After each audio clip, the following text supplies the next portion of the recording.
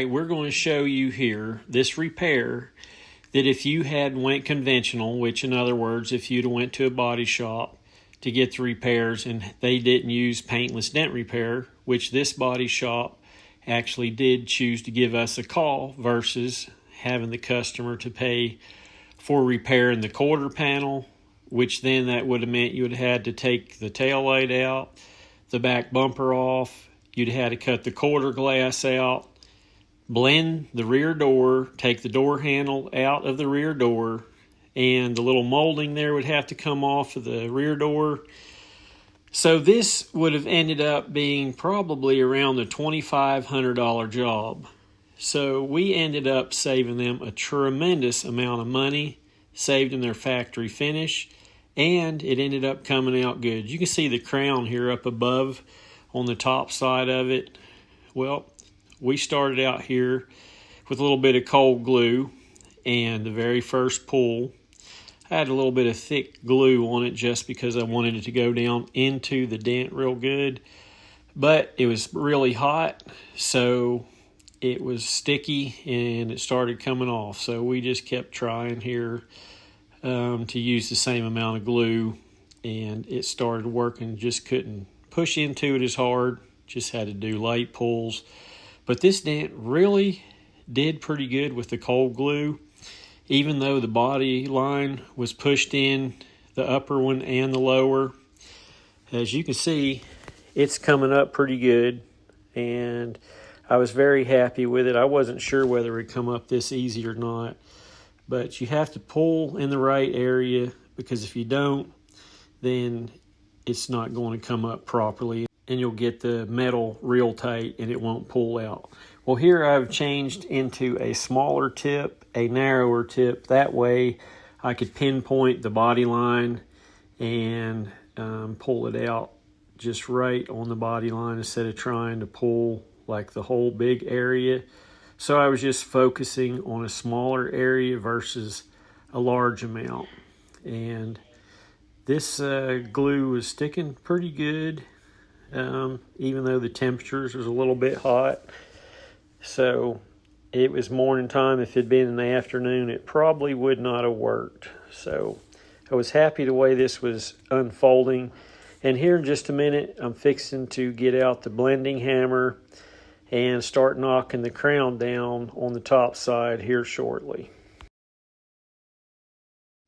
So now I'm using the blending hammer, and you can see I'm using the bigger head on the hammer. It is a little bit flatter than some.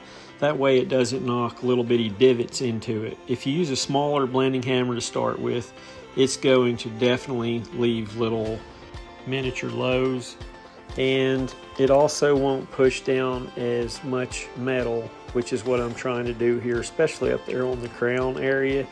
You're wanting to get it to where it actually pushes the metal downward into the lower part, which is down there where I am pulling right now.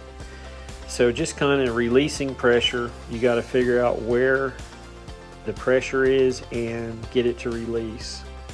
And then as I'm tapping around, I noticed right at the fuel door, there's a little bit of a crown that I had to get out. And now I've swapped to a smaller and lighter hammer and doing more precision hits, just like on the little miniature highs. And so here in just a second, I'm fixing to speed this video up so you can see how many taps it takes just to really get this thing blended out. It takes hundreds and hundreds of taps to make this come out really nice. I mean, if you don't spend the time on just a little bitty definition, then you kind of have a job that's definitely not what you want to turn out. Okay, so now I've swapped the light around, do a little bit of cross-checking here, and you can see there's little minor lines and some lows and a couple highs, and there's just a little bit of this, that, and other. There's actually quite a bit wrong with it, so got to keep on working on this dent for sure. So I'm going to break out the bigger blending hammer for just a few minutes, do a little bit more running metal back into the lows, and then we're fixing to get the hot box out. And this here, you can see I run this thing at 100%. I just keep it moving. You can adjust it to 20%. There's the tip on it. All you gotta do is push the button and then it starts to shrink the metal and tighten it up. So you don't want to leave it on there over like a half a second, because if you do, you could burn the paint. So you've got to keep it moving the whole time, because if you stop, you're going to definitely mess up the metal for sure, or the paint is going to be burnt, and then you're going to be repainting it even though you spent all this time on it. So this here actually pulls the metal together, and it can kind of make your little bitty highs and lows, it levels them out just a little bit. This machine's a little bit expensive, but for me, I use it all the time, so it's worth it to me for sure. So on this job, the body shop had already removed the wheel opening molding for me, so that definitely helped out, saving a little bit of time. But in the end, this thing ended up taking like 3-4 hours to do the repair. So versus taking days in the body shop and getting to keep the factory finish. So it was win-win for the shop and for the customer both. So if you would like to subscribe to my channel, I definitely appreciate the views, and if you have anything you would like for me to do different or talk about or show you, just let me know and I'll try to add some more stuff to the videos. But you can see right here, using the little blending hammer again, just tapping down the little bitty minor imperfections, and both of these hammers ended up being Drew's hammers, and they both worked very well. One of them's a little bit longer and the other was a little short one. So I always use these. They're very well balanced and very light, so you can actually add weight to the side of them if you want to, but I just use them at the weight they come. So you can see we just got little bitty minor imperfections here, and right there's a little bitty scuff. It's transfer from whatever had got into this vehicle, and we're getting ready to do a little bit of sanding right here, a little bit of 3000, and then we're going to hit it with some compound and polish, and then we're getting ready to be able to put it back together for the customer. You can see right here, it's looking pretty good.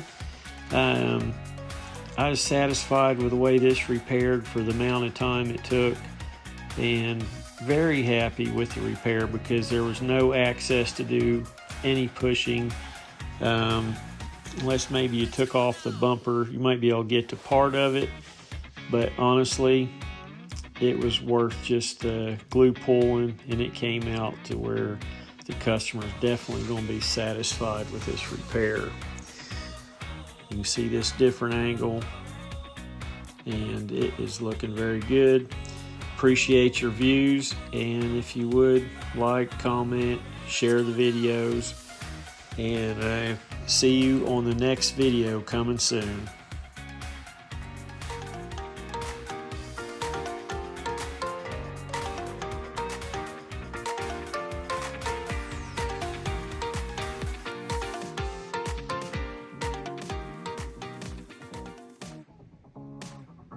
Call Dent Tamers for all your door dings, large dents, hail damage in the East Tennessee area.